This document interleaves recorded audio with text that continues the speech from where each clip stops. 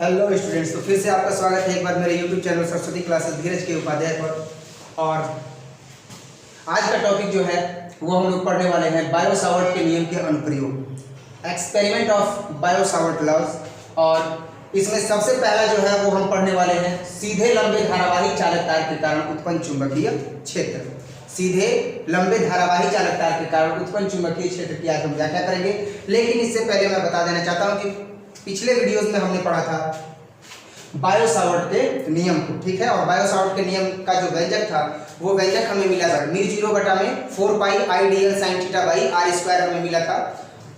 और आज हम उसी नियम का उपयोग करके बायो सावर्ट के नियम के अनुप्रयोग में एक सीधे लंबे धारावाही चालक तार के कारण उत्पन्न चुंबकीय क्षेत्र की व्याख्या करेंगे।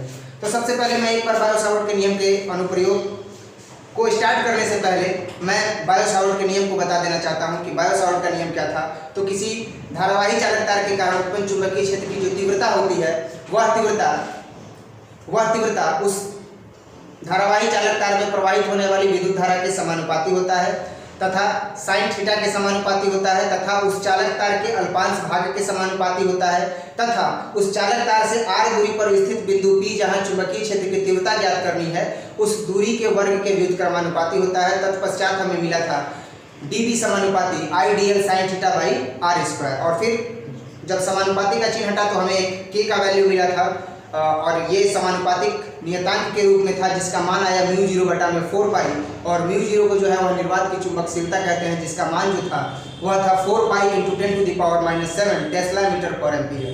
अब हम इसी नियम का उपयोग करेंगे बच्चों, और इसी नियम का उपयोग करके हम सीधे लंबे धारावाही चालक तार के कारण उत्पन्न चुंबकीय क्षेत्र की तीव्रता ज्ञात करेंगे। और ये जो क्वेश्चन है ये बोर्ड मॉडल है, ये एग्जाम में कई बार पूछ चुका है और इस बार भी संभावना है कि ये आ सकता है। तो आप जो है इसको बहुत ही माइंड कंसंट्रेट करके और समझने की कोशिश करेंगे और इसे सीख लेंगे कि यह किस प्रकार से व्यंजक प्राप्त किया जाता है, यहाँ किस प्रकार से व्यंजक प्राप्त किया जाता है, हम इस चीज को यहाँ पर सीख लेंगे, ठीक है। तो सबसे पहले हम फोकस करते हैं एक सीधे लंबे धारावाही चालक तार XY की तरफ। और ये सीधा लंबा धारावाही चालक तार है XY और इसका एक अल्पांश भाग है DL, ठीक है। और इस DL से x दूरी पर एक बिंदु P है और इस बिंदु P पर हमें चुंबकीय क्षेत्र की तीव्रता को ज्ञात करना है, ठीक है। तो यही हम लिखेंगे कि माना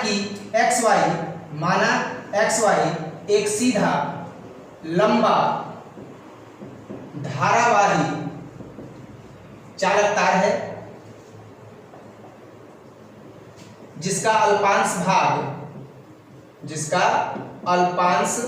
भाग DL है तथा इससे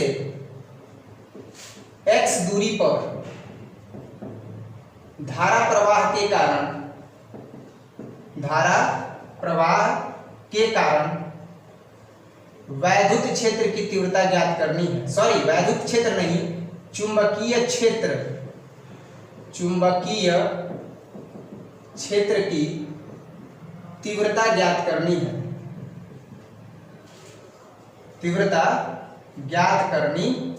तो बच्चा पार्टी आप देख चुके हैं कि जो भी मैंने बताया यहाँ पर क्या बताया कि XY एक सीधा लंबा धारावाही चालक तार है तथा इसका एक अल्पांश भाग DL है और इस अल्पांश भाग से x दूरी पर एक बिंदु P है जहाँ चुंबकीय क्षेत्र की तीव्रता ज्ञात करनी है। तो यहाँ तक हमने देख लिया। अब यहाँ पर हम बायो सावर्ट के नियम का उपयोग करेंगे, लिखेंगे इसलिए बायो सावर्ट के नियम से। तो बायो सावर्ट का नियम क्या कहता है? तो बायो सावर्ट का नियम कहता है कि जो dB का मान है वो होगा μ0 बटा में 4 पाई IDL sin थीटा, लेकिन थीटा की जगह पर अब इस अल्पांश भाग के पास बनने वाला कोण फाई है तो हो जाएगा sin फाई और बटा में होता है r स्क्वायर। r दूरी होता है लेकिन यहाँ पर दूरी जो है वह क्या है? x है, तो ये हो जाएगा x स्क्वायर। इसको हम समीकरण 1 मान लेते हैं और उम्मीद करते हैं कि यहाँ तक आपको समझ में आया होगा और आगे भी समझ में आएगा। आप बस अंतिम तक बने रहें और समझते चले, एक एक कंसेप्ट को समझते चले। हमने यहाँ पर dB का मान रख दिया μ0 बटा में 4 पाई IDL sin फाई और by x square. Equation first हमने इसको मान लिया और अब यहाँ पर हम देख रहे हैं कि यहाँ पर कुछ ऐसे वैल्यूज हैं जिन वैल्यूज को फाइंड करना बहुत ही ज्यादा जरूरी है। वो कौन कौन से वैल्यूज हैं? तो पहला है DL, फिर है sin फाई और उसके बाद है x स्क्वायर। तो अब इन वैल्यूज को हम फाइंड करेंगे, लिखेंगे चित्र से। तो चित्र में हम क्या देखेंगे?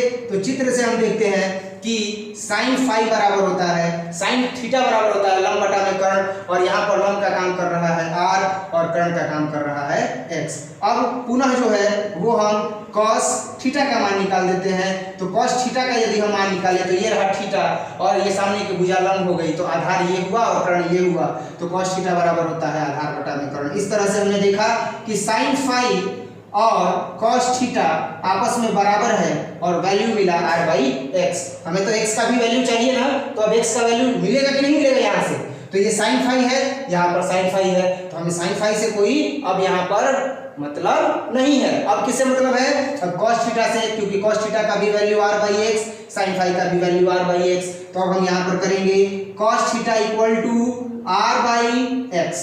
फाइनली अब हमें x का वैल्यू निकालना है, तो अब हम लिखेंगे इसलिए x इक्वल टू r और बाई cos थीटा।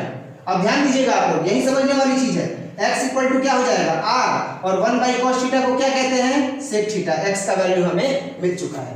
अब जैसे ही हमें x का वैल्यू मिला r सेक थीटा, तो अब हमें किसका वैल्यू चाहिए, dl। तो dl के लिए हम क्या करेंगे, पुनः चित्र से, तो चित्र से क्या होगा, तो पुनः चित्र से अब हम मान निकालेंगे tan थीटा का। tan थीटा बराबर क्या होता है, लंब बटा आधार होता है। तो ये देखिए ये रहा थीटा और थीटा के सामने वाली भुजा हो गई लंब, तो लंब जो है वह धारावाही चालक तार की लंबाई है l। तो अब यहाँ पर हो जाएगा tan थीटा बराबर लंब बटा में आधार, तो आधार क्या हो जाएगा, l बटा में r। ठीक है, अब यहाँ पर क्या हो जाएगा, तो ये tan थीटा है, ये l बाई r है, तो अब ये r इधर आएगा, तो हम इसको लिख सकते हैं l equal to r into tan theta, r into tan theta. ठीक है, अब हमें क्या चाहिए, हमें केवल l चाहिए या dl चाहिए, हमें dl चाहिए। तो अब जो है हम इसका dwr2 थीटा करेंगे, तो dwr2 जब थीटा करेंगे बोथ साइड, यानी हम इसका अवकलन करेंगे, अल्पांश भाग है, अब हम इसका अवकलन करेंगे तो हमें मिलेगा dl बाई डी थीटा और ये हो जाएगा r और d tan theta by d theta. Finally हमें क्या मिल जाएगा बच्चा, तो हमें मिलेगा dl by d theta equal to r और tan थीटा का होता है सेक स्क्वायर थीटा। हमें किसका मान चाहिए, फॉर्मूला देखा जाए इक्वेशन फर्स्ट में हमें मान चाहिए dl का, तो जब हमें dl का मान चाहिए तो इस dl के मान को अब हम यहाँ से निकाल सकते हैं, कैसे, तो dl equal to r sec square theta और इंटू डी थीटा। अब हम लिखेंगे इसलिए dl equal to r sec square theta और इंटू ये डी थीटा इधर आ रहा है, ये हो गया डी थीटा। अब मैं उम्मीद करता हूं कि अब आप समझ चुके होंगे कि dl का वैल्यू भी हमें मिल चुका है, साथ ही साथ हमें x का भी वैल्यू मिल चुका है और साइन फाई का भी वैल्यू मिल चुका है। अब हम इक्वेशन फर्स्ट में क्या करेंगे कि इक्वेशन फर्स्ट में ये सारे वैल्यूज को पुट अप कर देंगे। एक देखते हैं समीकरण एक क्या है, तो समीकरण एक से अगर देखें तो समीकरण एक का मान है dv बराबर म्यू 0 बटा में 4 पाई आई डी एल और फिर है I d l sine phi और बटा में एक्स स्क्वायर। अब हम एक एक जो वैल्यू मिला है वो सारा वैल्यू हम यहाँ पर मान रख देंगे, तो ये हो जाएगा म्यू 0 बटा में 4 पाई और फिर हो जाएगा आई और dl का मान कितना मिला है बच्चा, तो r सेक स्क्वायर थीटा और डी थीटा और साइन फाई के बदले में क्या लिख सकते हैं, तो साइन फाई जो है वह कॉस थीटा के बराबर है। साइन फाई जब कॉस थीटा के बराबर है तो हम साइन फाई की जगह पर रख देंगे कॉस थीटा। साइन फाई की जगह पर क्या रखेंगे, तो साइन फाई की जगह पर रख देंगे हम कॉस थीटा। ठीक है, और इसके बाद जो x का वैल्यू है वो हम रख देंगे, तो x का वैल्यू क्या है, तो x का वैल्यू हमें मिला है r सेक थीटा, तो हम रखेंगे r सेक थीटा, लेकिन इसका स्क्वायर है तो स्क्वायर कर देंगे। फाइनली हमें क्या मिल जाएगा, हमें मिलेगा mu 0 by 4 pi I r sec square theta d theta और ये cos theta same to same और ये हो जाएगा r स्क्वायर और फिर हो जाएगा सेक स्क्वायर थीटा। अब ध्यान देना, सेक स्क्वायर थीटा से सेक स्क्वायर थीटा कट जाएगा और ये r से r कट जाएगा, कटेगा ना। अब इसके बाद क्या हो जाएगा, तो अब हमें dv का मान मिलेगा। dv का मान कितना मिलेगा, तो अब हमें dv का मान मिलेगा dv बराबर म्यू 0 बटा में 4 पाई और उसके बाद i है और फिर cos थीटा डी थीटा है, तो लिखेंगे i cos theta d theta और बटा में क्या मिलेगा, बटा में मिलेगा r। ठीक है, तो अब इतना जब ये मान मिल गया dv का मान, तो अब इस dv के मान के बाद जो है अब हम इस संपूर्ण चालक का क्या निकालेंगे, तो अभी तो हम किसके कारण निकाले, अभी हम निकाले इस अल्पांश भाग के कारण चुंबकीय क्षेत्र, अब हम निकालेंगे संपूर्ण चालक एक्स वाई के कारण उत्पन्न चुंबकीय क्षेत्र। ठीक है, तो अब हम वही पॉइंट लिखेंगे कि अतः संपूर्ण चालक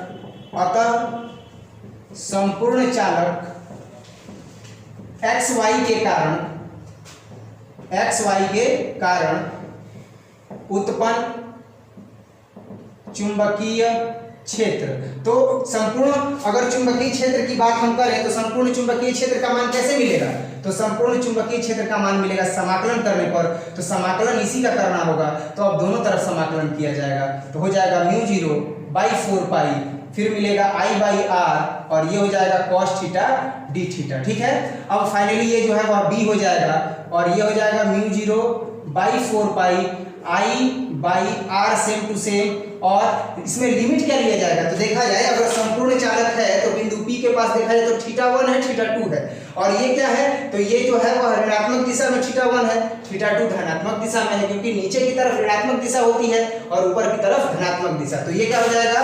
ये हो जाएगा माइनस थीटा 1 और ये हो जाएगा प्लस थीटा 2। तो अब ये हम मान रखेंगे कॉस थीटा डी थीटा, और ये माइनस थीटा 1 और ये हो जाएगा प्लस थीटा 2। अब हम इसको जब सॉल्व करेंगे तो म्यू 0 बाई 4 पाई हो जाएगा, आई बाई आर हो जाएगा, और कॉस थीटा और डी थीटा का जो वैल्यू होता है वो कितना होता है? तो कॉस थीटा और डी थीटा का जो वैल्यू होता है वो होता है साइन थीटा। अब इसका लिमिट जो है वो वही रहेगा, माइनस थीटा 1 से और प्लस थीटा 2 रहेगा। अब जब हम इसको सॉल्व करेंगे तो फाइनली हमें क्या मिलेगा बच्चा? ये ध्यान दीजिएगा, तो फाइनली हमें मिलेगा mu 0 by 4 pi I by R, और ये हो जाएगा साइन थीटा के जगह पर थीटा 2 और माइनस, अब रखेंगे थीटा के जगह पर साइन माइनस थीटा 1। अब हमें क्या मिल जाएगा? तो म्यू 0 बाई 4 पाई और आई बाई आर, और ये हो जाएगा sine theta by 2, sorry sine theta 2, और माइनस है साइन माइनस थीटा बराबर क्या होता है? तो साइन माइनस थीटा बराबर होता है माइनस साइन थीटा, ये हो जाएगा माइनस माइनस प्लस, और फाइनली हमें मिल जाएगा साइन थीटा 1। अब इस तरह से हमें डीबी का वैल्यू मिला, किसका वैल्यू मिला? अब जो है हमें मिला म्यू 0 बटा में 4 pi I by are sine theta 2 और प्लस साइन थीटा 1। इतना आपको अभी तक समझ में आ रहा होगा कि ये जो वैल्यू मिला वो किसका मिला? तो वो बी का मान मिला। अब इस तरह से बी का जो मान मिला है उसमें हम देखें तो अब हमें क्लियर हो गया कि सीधे लंबे धारावाही चालक तार के कारण उत्पन्न चुंबकीय क्षेत्र की तीव्रता का जो मान होता है वो होता है म्यू 0 बटा में 4 pi I by are sine theta 2 और प्लस साइन थीटा 1। ठीक है, अब इसके आगे जो है मैं अभी बताने वाला हूं, तब तक आप लोग स्क्रीनशॉट ले लीजिए और फिर मैं इसके आगे बताता हूं। उम्मीद करता हूं आप लोग स्क्रीनशॉट ले लिए होंगे। और अब इसके आगे अगर चर्चा करें तो आप देख सकते हैं कि बी का जो मान है वह बी का मान कितना मिला? बी मतलब क्या? बी मतलब चुंबकीय क्षेत्र। तो चुंबकीय क्षेत्र का मान कितना मिला? तो अब चुंबकीय क्षेत्र का मान मिला है B equal to mu 0 by 4 pi और आई बाई आर, और फिर क्या मिला है? तो साइन थीटा 2 और प्लस साइन थीटा 1 मिला है। अब एक चीज ध्यान दीजिए आप कि जब हमें ये वैल्यू मिला है तो ये तो किसी लंबे धारावाही चालक तार के कारण उत्पन्न चुंबकीय क्षेत्र की तीव्रता का मान है, लेकिन आप इमेजिन कीजिए कि यदि यह धारावाही चालक तार जो है वह अनंत लंबा हो, अर्थात इसकी लंबाई बहुत अधिकतम हो, तो अब लिखेंगे कि यदि धारावाही चालक तार की लंबाई, यदि धारावाही चालक तार की लंबाई अधिकतम हो, की लंबाई अधिकतम हो या क्या हो? अनंत हो, तो इस स्थिति में क्या होगा? तो इस स्थिति में थीटा 1 थीटा 2 दोनों का मान 90 डिग्री होगा। अब कैसे 90 डिग्री होगा? यदि इस धारावाही चालक तार की लंबाई अनंत हो जाए तो सीधे न जाएगा जी, और जब सीधा जाएगा तो यहाँ पर कौन सा कोण बनेगा? 90 डिग्री बनेगा। तो इसीलिए थीटा 1 और थीटा 2 बराबर कितना हो गया? 90 डिग्री हो गया। तो जब ये थीटा 1 और थीटा 2 का मान 90 डिग्री हो गया तो अब हम इसका चुंबकीय क्षेत्र का मान यदि निकालें तो म्यू 0 बटा में 4 पाई और आई बटा में आर, और फिर थीटा 2 की जगह पर क्या रखेंगे? 90 डिग्री, और फिर थीटा 1 की जगह पर क्या रखेंगे? 90 डिग्री। अब इसका जब हम मान रखेंगे तो हमें क्या मिलेगा? तो म्यू 0 बटा में 4 पाई आई बाई आर, और साइन 90 डिग्री और साइन 90 डिग्री है, तो अब साइन 90 डिग्री का मान कितना होता है? 1 होता है। साइन 90 डिग्री का मान 1 होता है। जोड़ेंगे तो क्या मिल जाएगा? म्यू 0 बटा में 4 पाई आई बाई आर, और 1 और 1 जुड़ेगा तो कितना हो जाएगा? 2 हो गया, तो इंटू 2। अब फाइनली जो हमें है विजय पद जो मिलने वाला है, यहाँ पर जो व्यंजक मिलने वाला है वो मिलेगा म्यू 0 बटा में 4 पाई और ये हो जाएगा 2i और बटे में r। ये जो उपरोक्त व्यंजक हमें प्राप्त हुआ, ये जो व्यंजक हमें प्राप्त हुआ, यह व्यंजक किसी सीधे लंबे धारावाही चालक तार के कारण उत्पन्न चुंबकीय क्षेत्र की तीव्रता का व्यंजक है। अर्थात हम ये कह सकते हैं कि इस सीधे लंबे धारावाही चालक तार के कारण उत्पन्न चुंबकीय क्षेत्र का जो परिमाण है वह परिमाण क्या होगा, तो B बराबर म्यू 0 बटा में 4 पाई 2i/r होगा। और इसकी मदद से हम अनंत लंबाई के सीधे धारावाही लंबे चालक तार के कारण उत्पन्न चुंबकीय क्षेत्र की तीव्रता का भी मान ज्ञात कर सकते हैं। उम्मीद करते हैं कि ये जो टॉपिक है वो आपको अच्छे से समझ में आया होगा और आप इसे अच्छे से सीख भी लिए होंगे। और इसी तरह के वीडियोस देखने के लिए और इसी तरह के बेस्ट कंसेप्ट समझने के लिए आप हमसे जुड़े रहें, हमारे YouTube चैनल से जुड़े रहें। और इसीलिए आप हमारे YouTube चैनल को सब्सक्राइब करें और बेल आइकन दबाना ना भूलें। न्यू अपडेट के लिए, न्यू वीडियोस के लिए बेल आइकन जो है वह दबाना ना भूलें। और इस वीडियो को लाइक करें, शेयर करें और इसमें जो भी त्रुटियाँ हो, जो भी कंसेप्ट समझ में ना आया हो उसे आप कमेंट सेक्शन में पूछें और मैं भरपूर कोशिश करूँगा कि आपके किसी भी प्रॉब्लम को सॉल्व करूं और मैं आपसे जुड़ा रहूं और मैं आपका एक बेहतरीन शिक्षक बन करके और उभरूं। ठीक है, धन्यवाद। मिलते हैं नेक्स्ट वीडियो में। जय श्री राम।